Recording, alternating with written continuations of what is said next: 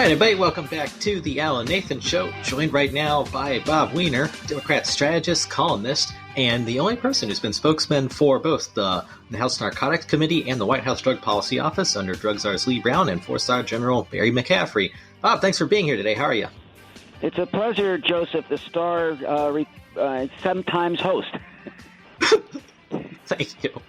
Flattery will get you everywhere. So we're just picking up here where we left off Thursday. Listeners, just to bring you up to speed, we were talking about Attorney General Biden's Attorney General nominee, Merrick Garland's policy as far as marijuana decriminalization would go.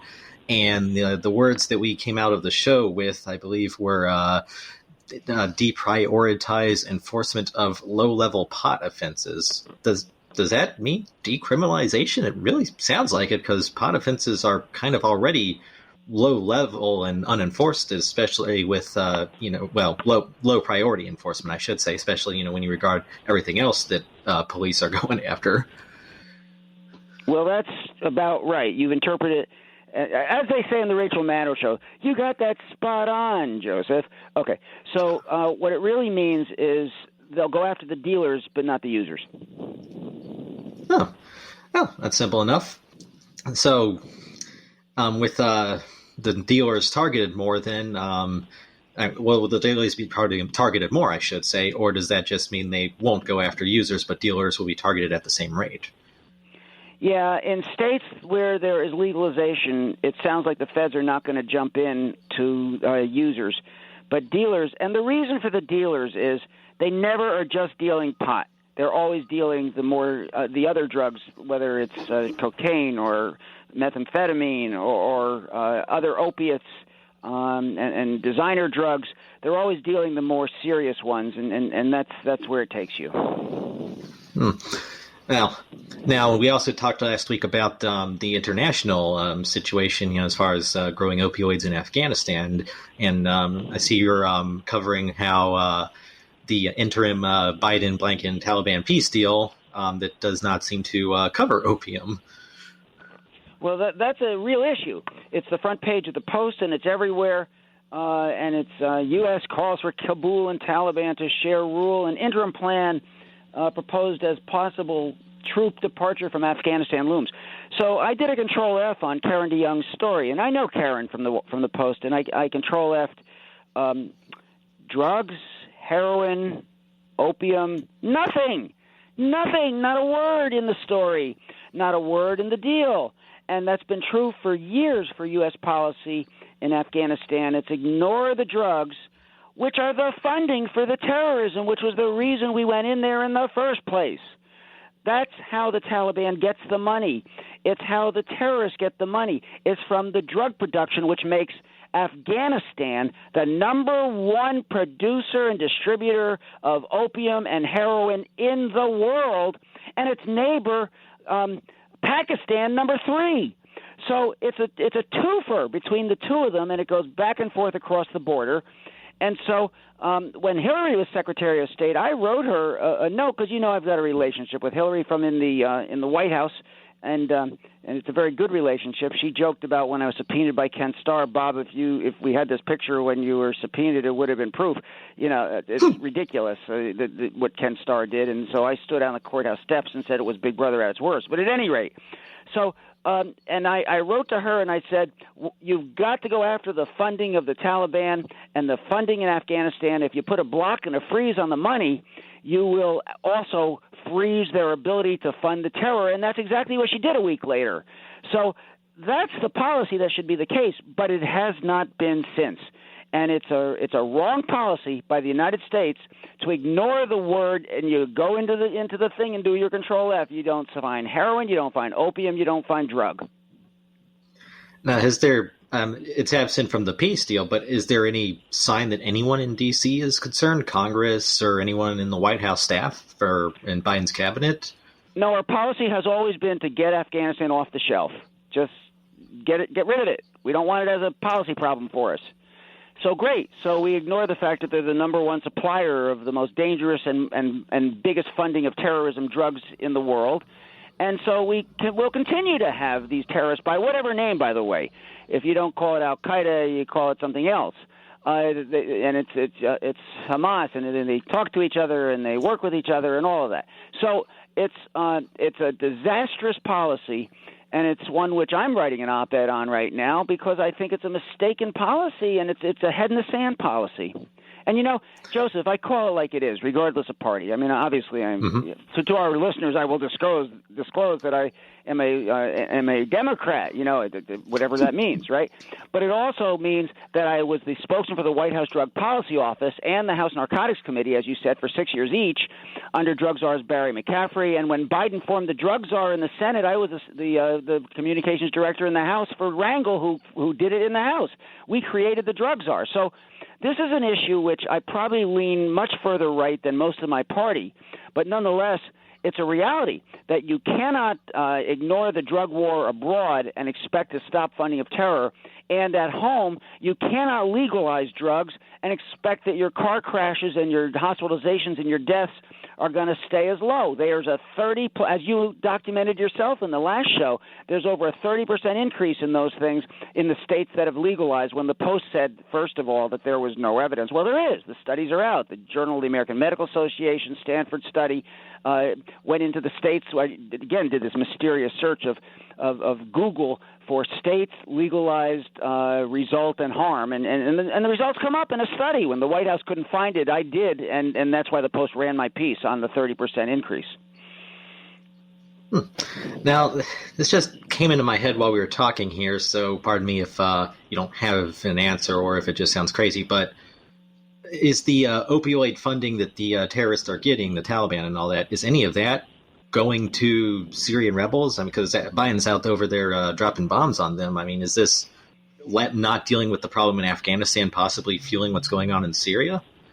Well, I would just say that the bad guys have linkages and money everywhere, but I have not researched that, and it's it's a thread, Joseph. It's a thread to terrorism and people who want to disrupt America everywhere in every which way they can. And they, so are diamonds in South Africa. I mean, that's another one that's black market stuff.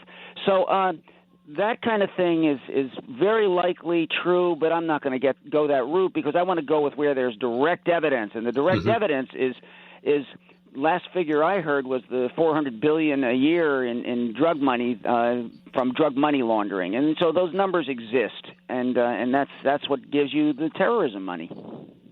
Okay, I didn't know if you had heard anything about a connection with Syria. Now, it just occurred to me that we're treating the symptoms of the problem, but not the actual cause of it.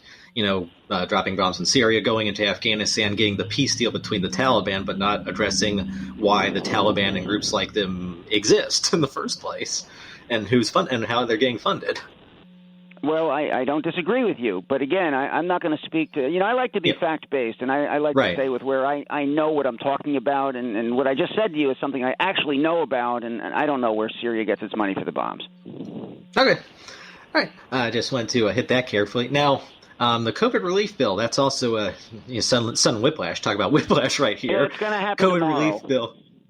Mm-hmm. It's going to happen tomorrow. Yeah, I don't know why I thought it was today. The votes are there in the House. It'll have there's at least a 5-vote margin, maybe a 9-vote margin, somewhere between 5 and 9. It'll pass by, and it will be the law of the land. And the people who say that, it's just a giveaway for all kinds of good causes, well, we've been knocked on our rears for the last year because of this virus. And the economy and our health care and our housing and our food programs have all been knocked on their rear.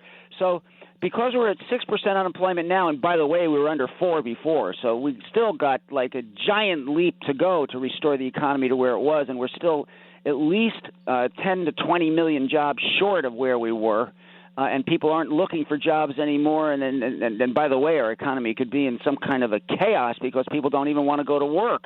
They love staying home, but that's a whole separate issue. So I think the COVID bill is going to be extremely helpful to the nation's economy. Janet Yellen, loves it. The current Fed chair loves it. They all say don't worry about going too big and that inflation is low as it is now, so it's not going to hurt us. That's a false claim. And by the way, don't even go there, Republicans, when you did the same amount of money, $2 trillion for nothing but tax breaks for the wealthy, and Manchin's compromise on the next set of bills on infrastructure and reforming health care and making sure the money is there is those giant, so that we don't have that inflation, this is going to hurt Republicans, is let's reverse those tax cuts for the very rich and the corporate. Okay, Weiner, thank you. We'll have you stick around for the next segment as well, and thank you for speaking comfort to us on the COVID relief bill. All right, listeners, stick around too. We got more to come on the Alan Nathan Show here on the Main Street Radio Network. Yep, just a little bit more to come. I know the hour's almost done, but we're not done at all.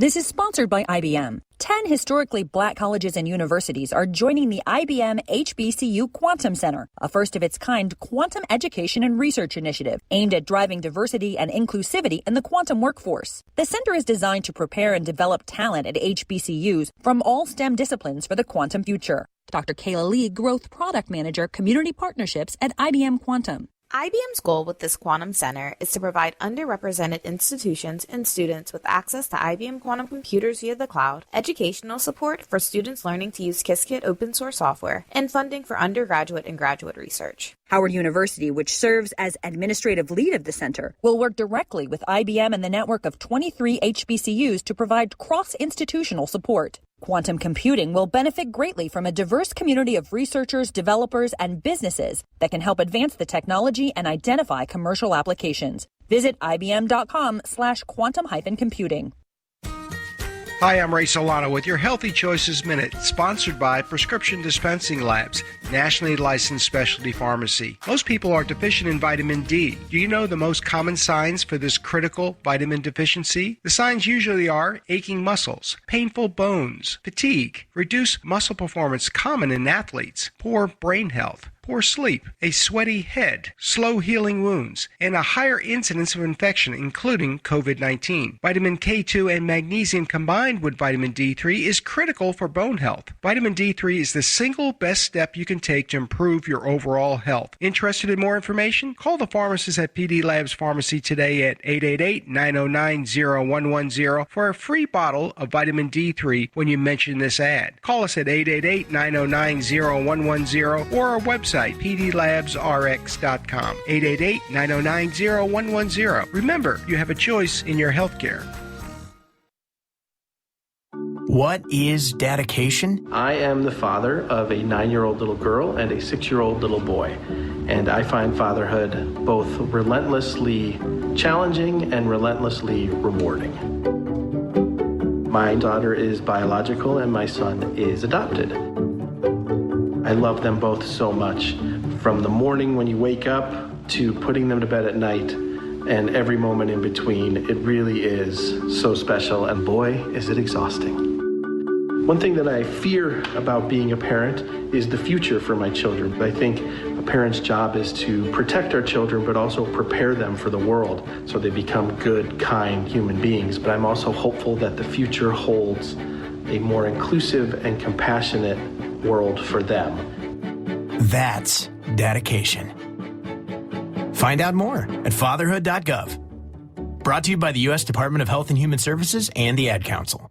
I'm Ben Affleck, and I want to thank you for joining me and supporting Paralyzed Veterans of America. Our vets need you. I'm a quadriplegic. I'm definitely at risk with my diminished lung capacity. I have MS. I'm in a wheelchair and I can't leave the house because I have a compromised immune system.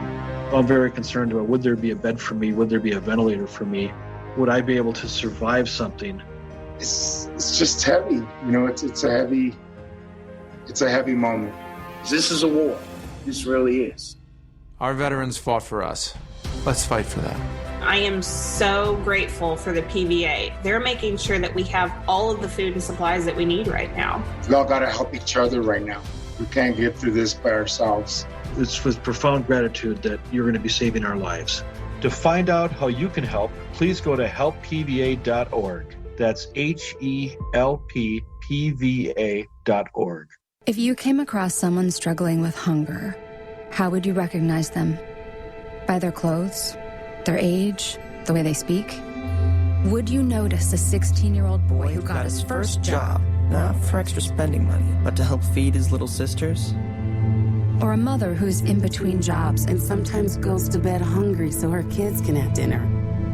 Or a 14-year-old girl who signs up to every after-school activity, not to make friends, but just to get something to eat? Or a retiree who fell ill and had to choose between getting medicine or groceries. I am the 1 in 8 Americans who struggle with hunger. People you pass by every day but never knew were hungry. I am hunger in America. Hunger can be hard to recognize. Learn why at IamHungerInAmerica.org. Brought to you by Feeding America, 200 Food Banks Strong, and the Ad Council.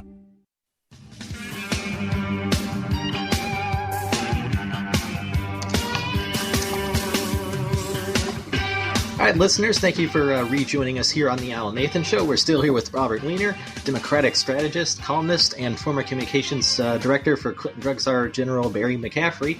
Thanks for sticking around here.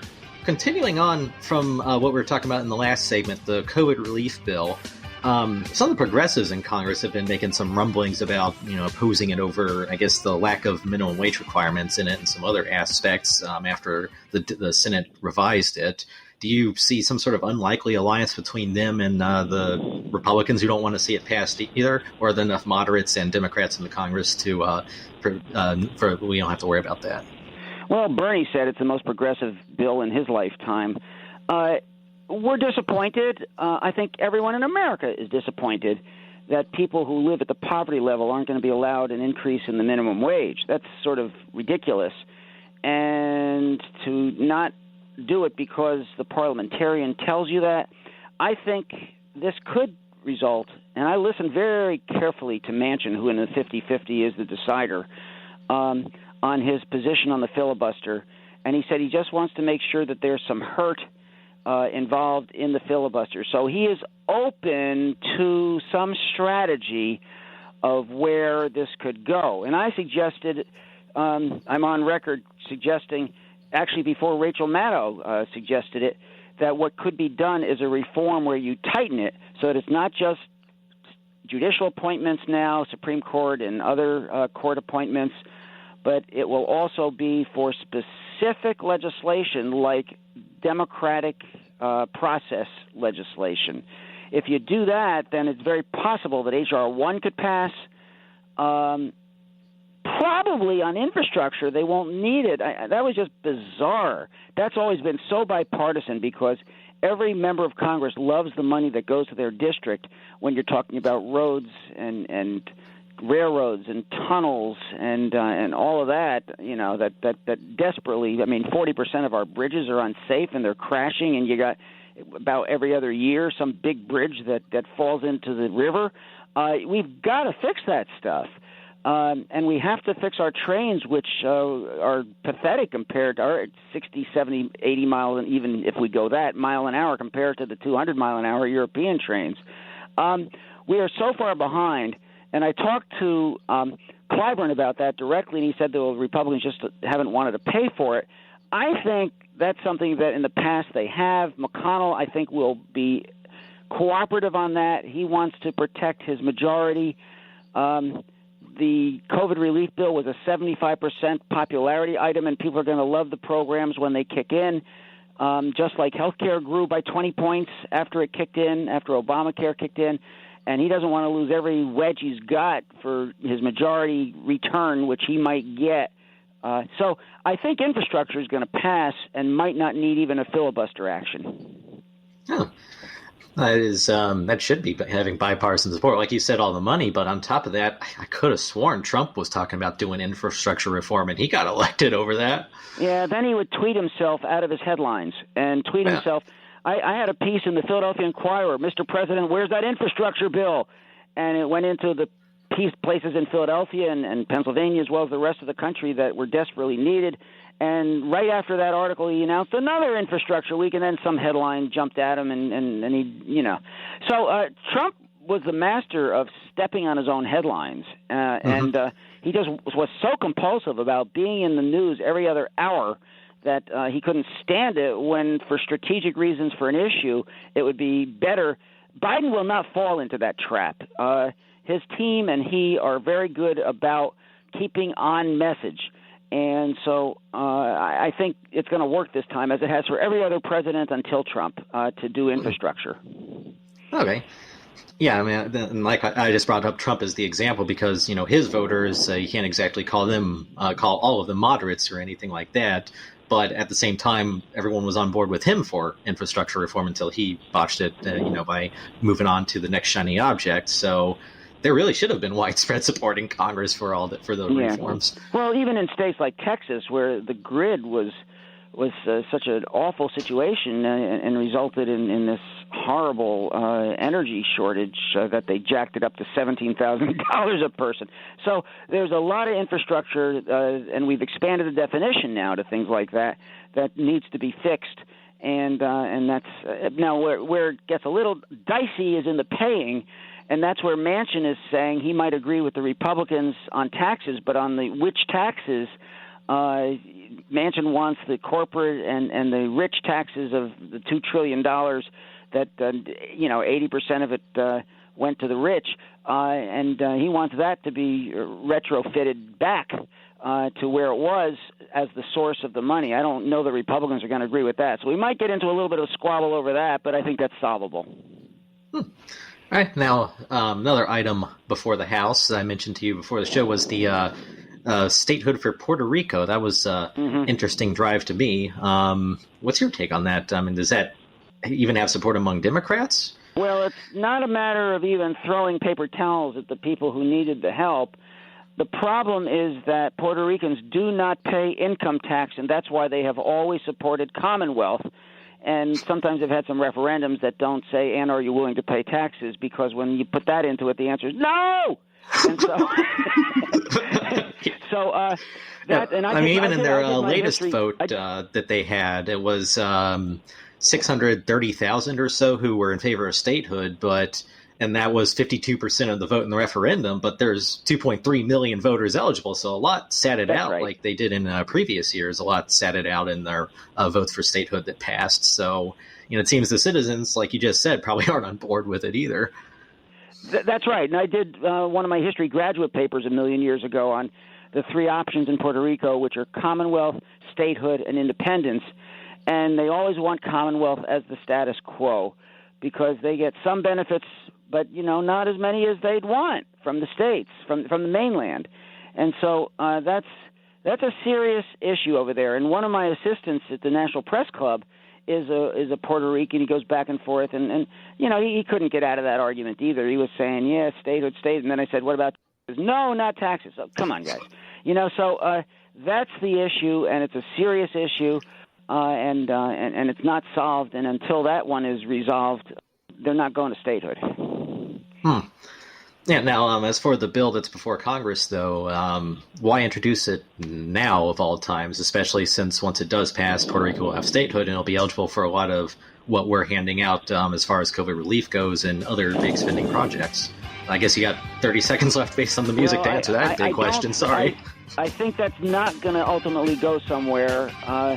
For the reasons we just described, I think it'll be introduced, but I don't think it's going to pass at this point. Okay.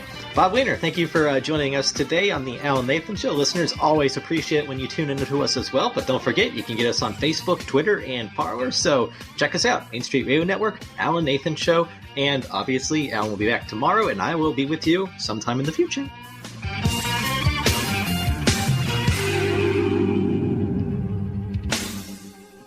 The opinions you hear on the Main Street Radio Network are those of the host, callers, and guests, and not necessarily those of the station, Main Street Radio Network, its management, or advertisers. The information on the Main Street Radio Network does not constitute a recommendation, offer, or solicitation to buy or sell any product or securities. So please, consult a professional before investing. If you have any questions or comments about Main Street Radio Network, contact us at 703-719-0433 or at our website, mainstreetradionetwork.com.